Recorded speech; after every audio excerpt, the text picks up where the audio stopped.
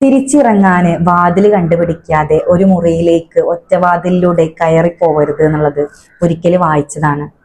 ശരിക്കും പറഞ്ഞു കഴിഞ്ഞാൽ ഓരോ മനുഷ്യനും ഒരു റിലേഷൻഷിപ്പിലേക്ക് എൻ്റർ ചെയ്യുമ്പോൾ പറ്റുന്ന ഏറ്റവും വലിയ അബദ്ധമാണ്. ആൽക്കഹോൾ പോലെ, സ്മോക്കിംഗ് പോലെ, മറ്റേത് ലഹരിയെയും പോലെയുള്ള ഒന്നാണ് പ്രണയം എന്ന് പറഞ്ഞത്.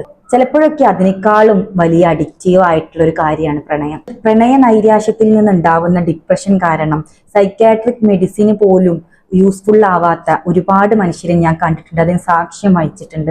അതുകൊണ്ട് തന്നെ ഇത് കാണുന്ന ഓരോ മനുഷ്യനോടുമാണ് എനിക്ക് പറയാനുള്ളത്, നിങ്ങൾ ഒരു റിലേഷൻഷിപ്പിലേക്ക് എൻ്റർ ചെയ്യുമ്പോൾ നിങ്ങൾ തീർച്ചയായിട്ടും അതിൽ നിന്ന് ഞാൻ എങ്ങനെ ഇറങ്ങി പോരണം എന്നുള്ള വ്യക്തമായ ഒരു ധാരണ നിങ്ങൾക്ക് ഉണ്ടാവണം. കാരണം എല്ലാ റിലേഷൻഷിപ്പും വർക്കാവണം എന്നില്ല, എല്ലാ റിലേഷൻഷിപ്പും നിങ്ങൾക്ക് യോജിക്കണം എന്നില്ല. ഒരിക്കലും ട്രോമ ബോണ്ടിങ്ങിനെ കുറിച്ചൊരു വീഡിയോ ചെയ്തപ്പോൾ 100 കണക്കിന് ആളുകളാണ് മെസ്സേജ് അയച്ചത്. എനിക്ക് അറിയുന്നില്ല എങ്ങനെയാണ് ഞാൻ ഇതിൽ നിന്ന് ഇറങ്ങി പോരേണ്ടതെന്ന് അറിയുന്നില്ല എന്നുള്ളത്. പലപ്പോഴും മനുഷ്യർക്ക് പറ്റുന്ന ഏറ്റവും വലിയ അബദ്ധമാണത്. ഇറങ്ങിപ്പോരാനുള്ള വഴി അവർക്ക് അറിയുന്നുണ്ടാവില്ല.